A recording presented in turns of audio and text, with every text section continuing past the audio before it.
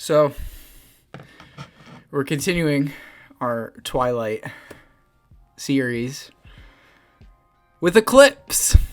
Everyone's, well, the least talked about of these. Let's face it, I am hotter than you.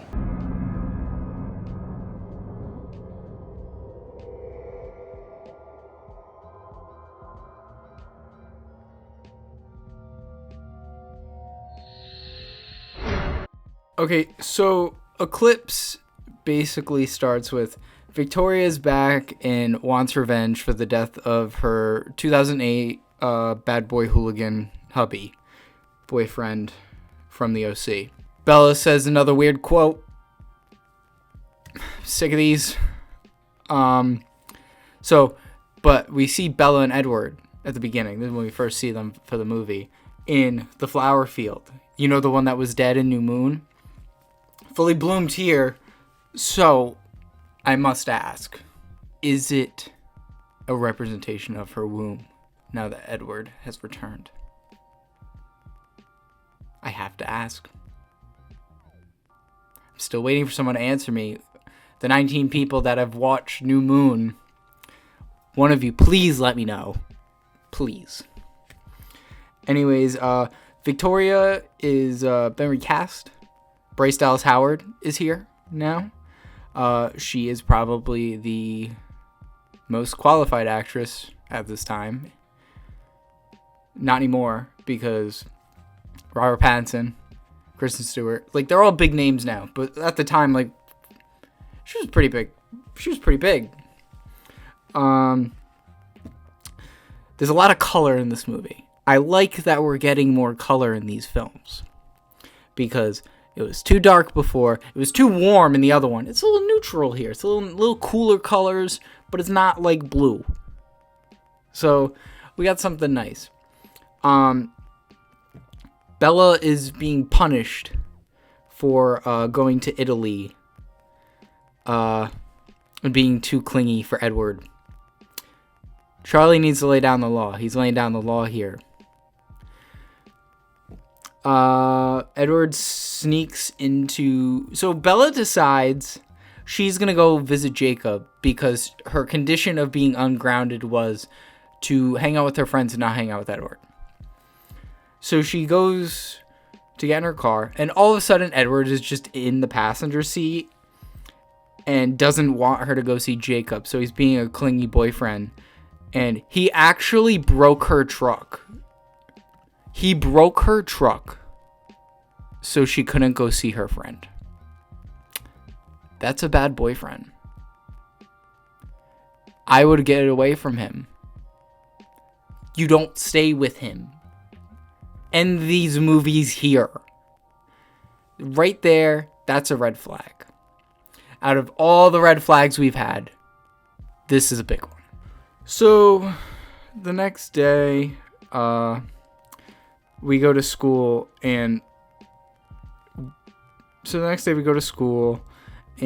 Edward basically has infected every part of this woman's life. He is now, and the rest of the Cullens are now sitting at lunch with Bella and her friends because she can't have anything outside of Edward. This relationship is very toxic.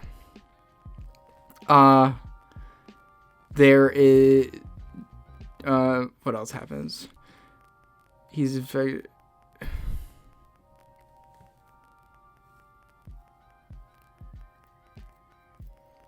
Oh, so after school, Bella goes to see Charlie. Edward drops her off in an even more sensible Volvo. It's like a mom car now. So he shows up, and then they have a conversation. Basically, Edward tries to send Bella to Jacksonville so they can investigate what's happening with all these disappearances, because something is happening in Seattle, and the Cullens are aware of it, and now Charlie's a bit aware of it, so they're trying to figure out what it is, and Edward is trying to send Bella away because he thinks it's Victoria, which it is. And so he reminds her that she has a ticket to Jacksonville that she got for her birthday to go visit her mom. And Bella is so clingy that she told Edward to use the companion ticket to go with her. That wasn't the point of this. He wants to go stop her. You've halted this whole thing because you're such a clingy bitch. So they go to Jacksonville. And Edward sits in the house like an emo little boy. And all I can think is the mom thinks this guy is either weird or albino because he's really pale. But his eyes aren't like, what is it? What are albino eyes? Like red. His eyes aren't red. So I don't think the albino thing really works. So like, what does she think? He's just a gamer? So in Jacksonville, she has a nice time with her mom. And she like low-key says goodbye because after graduation, the plan is to turn her. Because that was the deal with Faltori. The Italians. Love the Italians. So, but Edward is like, he doesn't want to turn Bella for whatever reason. He just doesn't want to do it. He doesn't want to like steal her soul or whatever the fuck. Just fucking turn her. You would solve a lot of issues if you just turned her. Anyways, they come back from Jacksonville, and Jacob shows up looking like a bad boy in a tight black t-shirt, and it's only to see if Bella's still human. Because the treaty the blacks have with the Cullens, as long as they don't spill any human blood, they live in somewhat peace. Jacob is all mad and emo still because he didn't win Bella's heart or whatever. And then Jacob exposes Edward for lying about the reason Bella had to go to Jacksonville, which is they were chasing Victoria.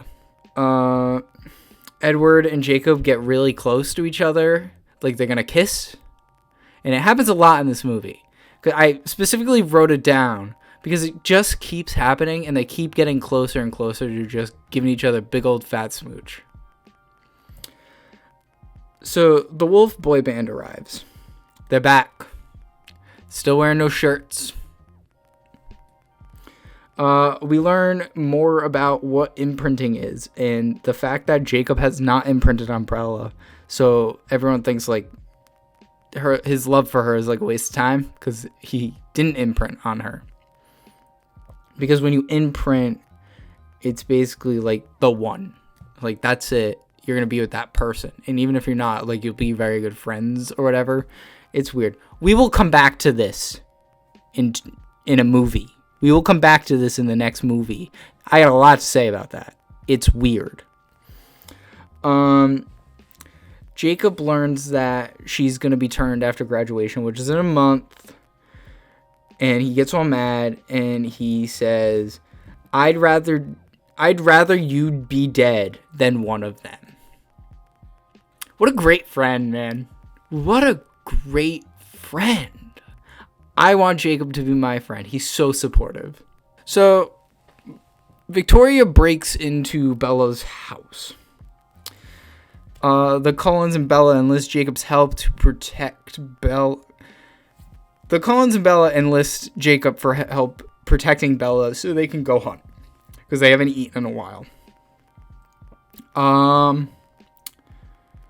Edward and Jacob have another angsty argument and get really close to each other again. I wrote down specifically every time they have an argument because they get really close to each other. Bella goes with Jacob so Edward can hunt, and Edward says my favorite line in the entire series, which is, doesn't he have a shirt? It's a good one. It's a good one. It's better in context, but it's a good one. Bella shows up at the tribe meeting to learn the history of Jacob's tribe. We meet Seth, the original Tom Holland, the little enthusiastic boy who's like, hey, Mr. Stark. He's here. Now I know where Tom Holland got his personality from. I have a feud with Tom Holland. And this will not end ever. So the Cullens discuss what to do with Victoria. This is where we get the most weird addition to the Twilight universe. the, I don't know what to call this, the TSCU, the Twilight Saga Cinematic Universe. That's what we're going to call it here. I'm going to forget that in like 30 seconds, but whatever. Jasper has a southern accent now. It's weird. He's a Confederate soldier. So he's racist. That was a choice. Bella and Jacob keep trying to hang out, but her being dead set on being a vampire and Jacob being weirdly in love with her ruins the vibe all the time. Bella's been like stringing him along this entire series. It's really like she like wants him but doesn't want him. I don't know. It bothers me. Like, these movies break me. Like, I broke.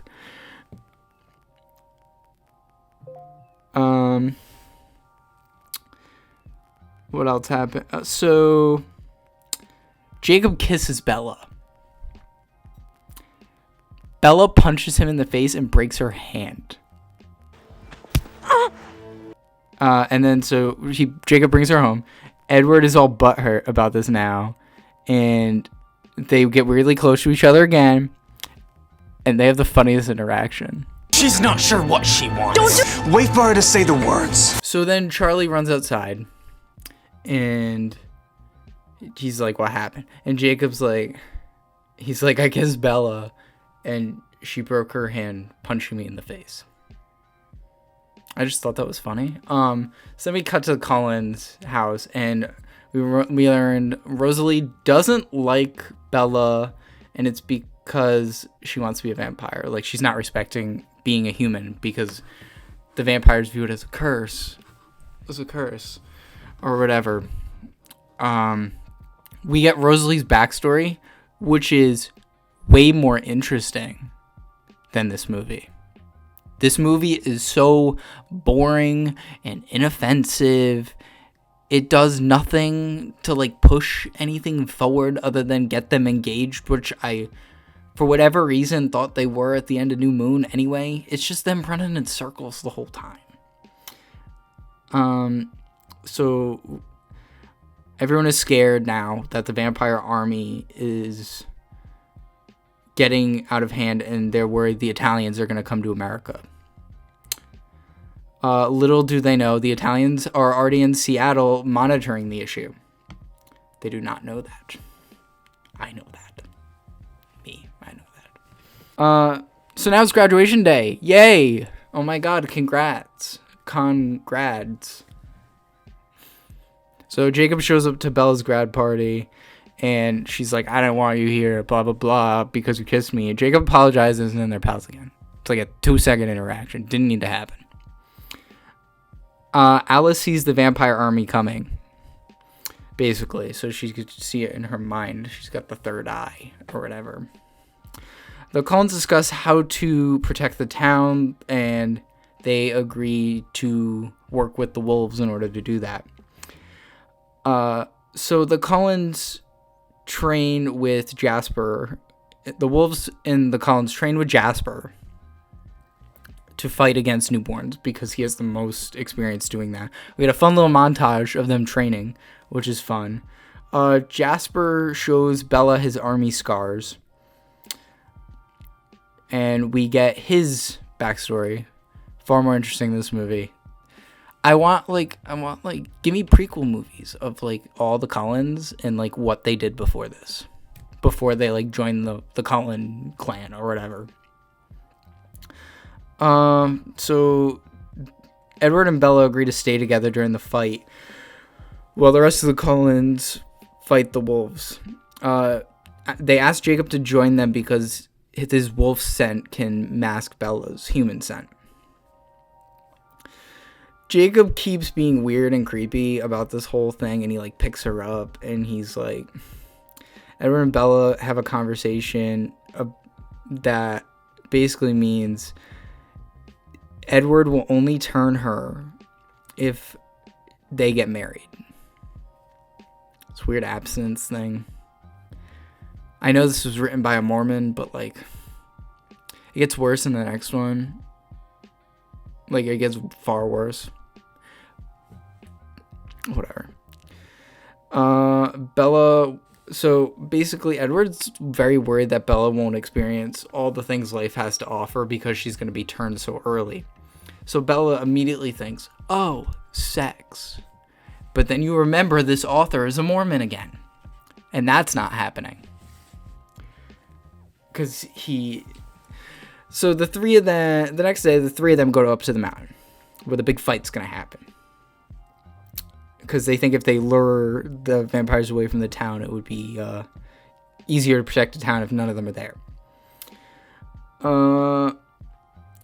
Edward and Jacob get creepy on the mountain, and basically, he's trying to keep Bella warm, and Jacob's the only one who can do that. And since Edward can read minds, knows what Jacob is thinking, and asks him to control his thoughts. What was he thinking? I want to know. Like, I want to know. Watch it be like nothing, because Edward is just weird. Like, any thought of Bella, I'm sure, would piss him off. So, I want to know. So, Jacob threatens, something happens, we get more drama. Jacob threatens to leave, and then Bella's like, kiss me. Why? You just agreed to marry this other man. What are you doing? You're stringing this boy along. I'm so tired of you and your dumb decisions, Bella. Like, God. All right, so now it's big fight time. Big fight time, and Edward fights Victoria. Edward fights Victoria, and it's like really brutal. And everybody breaks like glass now when they die. It's really cool. So the fight's pretty good, and it's actually like decent because like there's actual stakes, because Bella is in play in this because she's human. Victoria's trying to get Bella. Edward's trying to protect Bella from Victoria and one of her minions. So it's 2-on-1, so it's a little harder.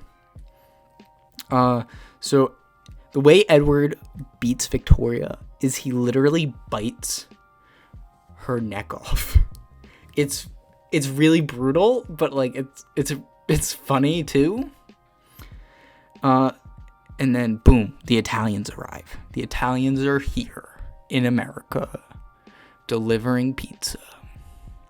No, they're here to see what the situation was, and they were very impressed the Cullens can handle it. But they also remind Bella time is running out, and they're interested as to why she hasn't been turned yet. And they're like, the date is set. So the Italians leave. They'll be back. Bella and Edward are engaged, obviously, so they're getting ready for their wedding. And that's Eclipse. It's kind of nothing. It's just the middle movie. But before I wrap it up, there's a couple things I want to discuss here. There's really good camera work in this movie. Very shocked, very surprised. Bella's still got the weird hair tuck thing. It's weird. Also, the fact that Bella managed to bring two species that have been at war with each other for a century, bring them together and unite them? Why her? Why her? Why is she the one to do this? I don't know. We'll be back with Breaking Dawn Part 1 because I've already committed I'm too deep. But it's breaking me. We'll see what happens next time. It's going to be a little bit before we get Breaking Dawn, but hope you guys enjoyed. See you guys next time.